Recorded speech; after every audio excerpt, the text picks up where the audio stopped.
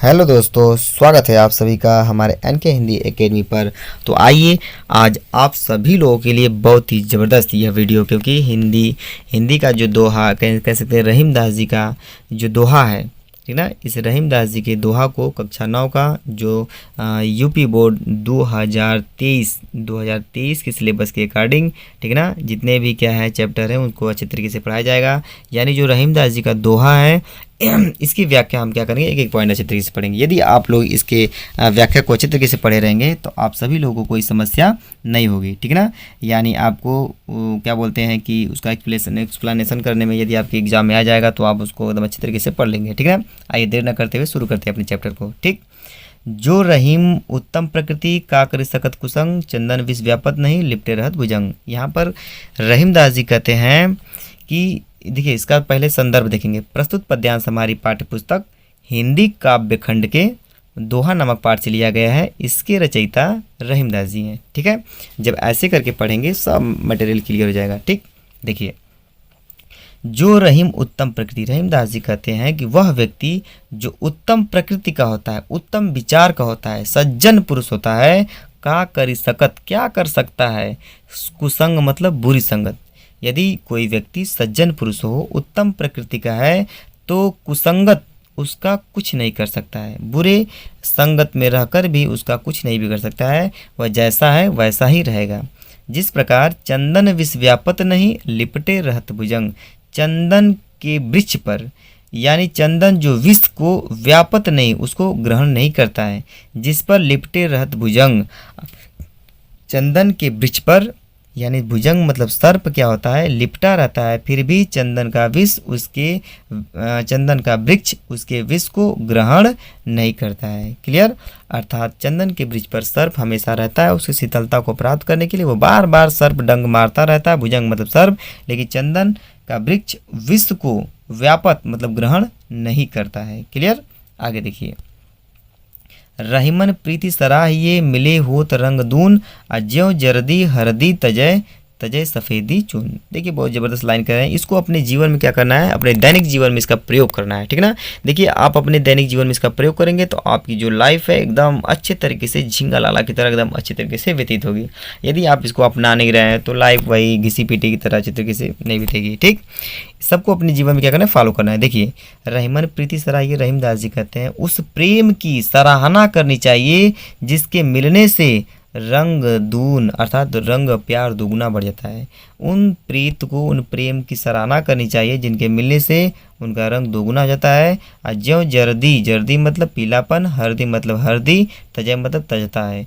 जिस प्रकार हरदी और चूना को एक साथ मिलाएंगे तो हरदी अपने पीलापन को त्याग देगा और जो चूना है अपने सफ़ेदी को त्याग करके एक नए रंग में रंग जाएंगे, अर्थात लाल बन जाएंगे, ठीक ना। देखिए, वो कह रहे हैं कि ज्यों जर्दी हरदी तजय, हरदी मतलब हरदी पीलापन को त्यागता है और चूना अपनी सफ़ेदी को त्याग करके एक नए रूप में मिल जाते हैं। तो यानी उसी प्रेम को हमें सराहना करनी चाहिए जिनके मिलने से उनका रंग क्या हो जाए, दोगुना हो जाए। ठीक, आगे देखिए, तीसरा दोहा देखते हैं।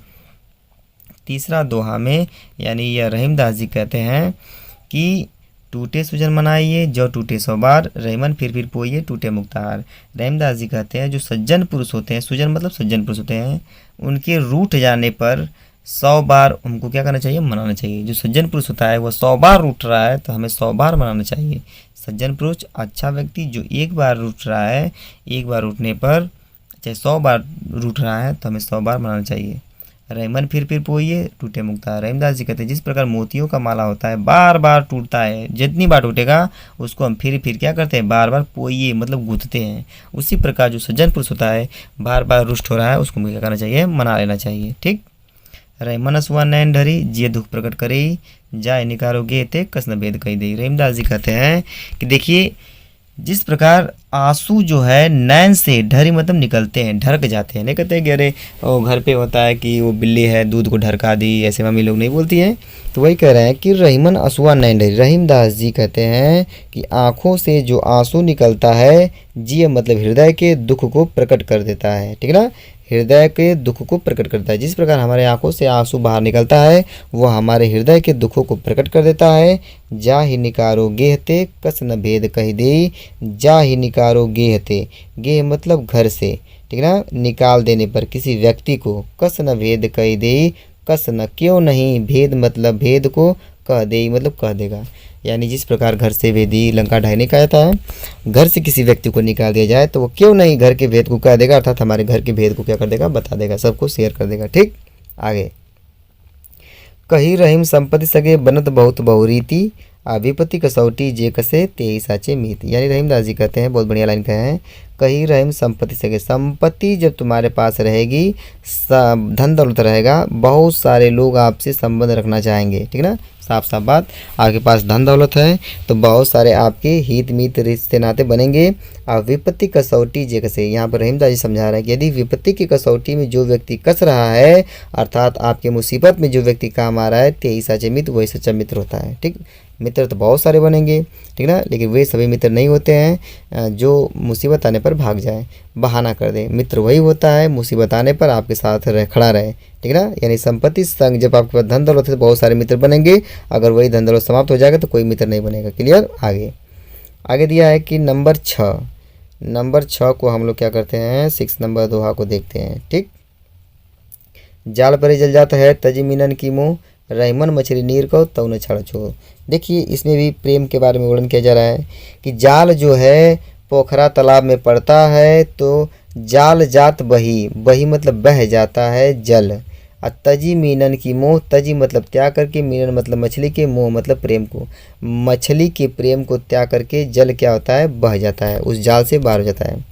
जाल परे जल जाता है तजी मीनन की मोह, यानी जाल है वह क्या होता है, जाल परे जल जाता है, यानी जब पोखरा तालाब में जाल पड़ता है तो वह जाल से भेद करके वह बह जाता है, तजी मीनन की मोह, मछली के प्रेम को छोड़ करके चला जाता है। ठीक, अब वो आगे वो कह रहे हैं कि रहीमन मछली नीर की, रहीमदास जी कह रहे हैं कि वह जो मछली है नीर से इतना प्रेम करती है, तऊ न छड़ छो, उसे नहीं छोड़ती है, उसे अलग कर देने पर वह अपने प्राणों को त्याग देती है। ठीक है, इतना प्रेम करती है, अटूट प्रेम करती है। आगे, दिन सबन को लखत है दिन ही लखे न कोई, जो रहीमन दिन ही लखे दीन बंधु सम होए। रहीमदास जी कहते हैं दीन मतलब होते हैं गरीब होते हैं, जिनकी सहायता करनी चाहिए, असहाय लोग होते हैं। ठीक ना, गरीब लोग होते हैं। दीन सबन को लखत है, यानी जो असहाय व्यक्ति होते हैं, दुखी व्यक्ति हैं, वह सबकी रक्षा करते हैं, सबके बारे में सोचते हैं, लेकिन दिन ही लखे न कोई, जो व्यक्ति दिन ही मतलब यानी जो धनी दौलत है, जो असहाय नहीं है, वे गरीब को असहाय को नहीं देखते हैं,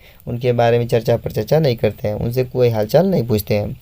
और जो रहीम दिन ही लखे, रहीमदास जी कहते थे कितनी बढ़िया बात कर रहे हैं कि जो व्यक्ति दिन ही मतलब दीन दुखी को, असहाय की जो सेवा करता हो, उनको देखता हो, उनसे हालचाल पूछता है, दीन बंधु समय, वही दीन दुखियों का परम मित्र अर्थात मसीहा कहलाता है। क्लियर, जो गरीबों का, असहायों का मदद करता है वही परमात्मा का साथी या उन दुखियों का साथी बनता है। क्लियर, आगे।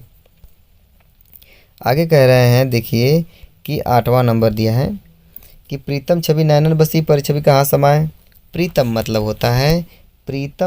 होता है कि जो हमारे श्री कृष्ण से मैं प्रेम कर रहा हूँ, उनकी जो छवि है नैनन बसी, हमारे नेत्रों में क्या हो गई है, बस गई है।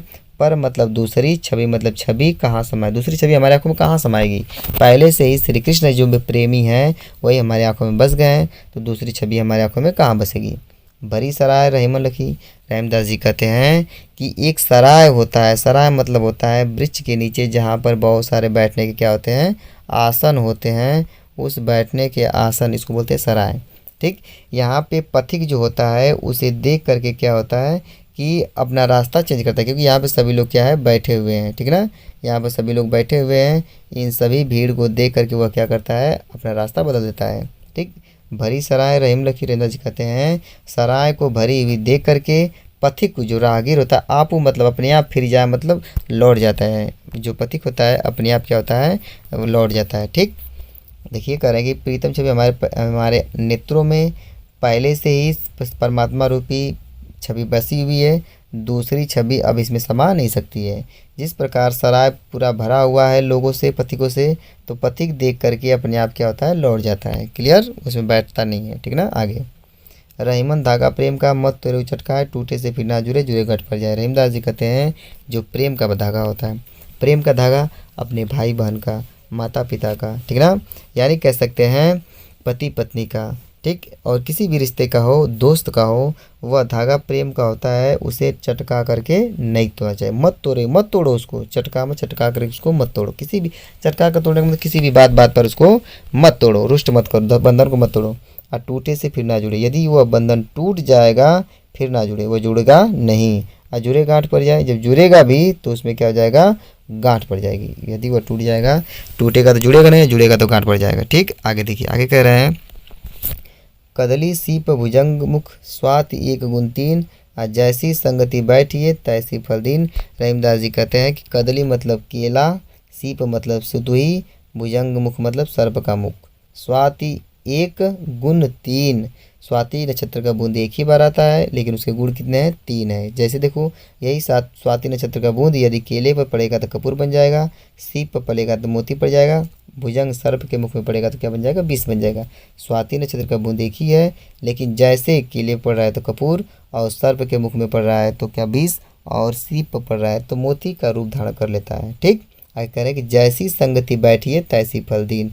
जैसी संगति में आप क्या करेंगे, बैठेंगे, वह संगति वैसे ही आपको क्या करेगी, फल देगी। ठीक है ना। आगे देखिए 11 नंबर, देखिए क्या कह रहे हैं रहीमदास जी। 11 नंबर कि तरवर फल नहीं खाता है, सरवर पी नहीं पान, कही रहीम प्रकाश हित, संपत्ति संचयी सुजान। तरवर मतलब वृक्ष होता है, फल नहीं खाता है। जो वृक्ष होता है अपने फल को नहीं खाता है, जो वृक्ष होता है अपने फल को नहीं खाता है। सरवर पी नहीं पान, जो तालाब होता है अपने जल को नहीं पीता है। और कही रहीम पर काज, पर मतलब दूसरे के काज मतलब काम के हित में, भलाई में, दूसरे के काम के भलाई में। संपत्ति संचयी सुजान, सुजान मतलब जो सज्जन पुरुष होते हैं वह संपत्ति का क्या करते हैं, इकट्ठा करते हैं। यानी जो पेड़ पौधे हैं अपने फल को नहीं खाते हैं, नदियां हैं वो पानी अपना नहीं पीती हैं। रहीमदास जी कहते हैं पर मतलब दूसरे के काज के लिए वो क्या सज्जन पुरुष होते हैं, संपत्ति को अर्जित करते हैं, मतलब स्टोर करते हैं। आगे देखिए, रहमन देखी बड़े को लगुन दीजिए डारी, जहाँ काम आवे सुई कहाँ करे तरवाई। रहीमदास जी कहते हैं कि हमें बड़ों के सामने, रहमन देखी बड़े को, बड़े लोगों के सामने लगुन दीजिए डारी, छोटे लोगों की अवहेलना नहीं करनी चाहिए। ठीक है ना। जो बड़े लोग हैं, बड़े लोग के सामने छोटे लोग की अवहेलना नहीं की जाती है।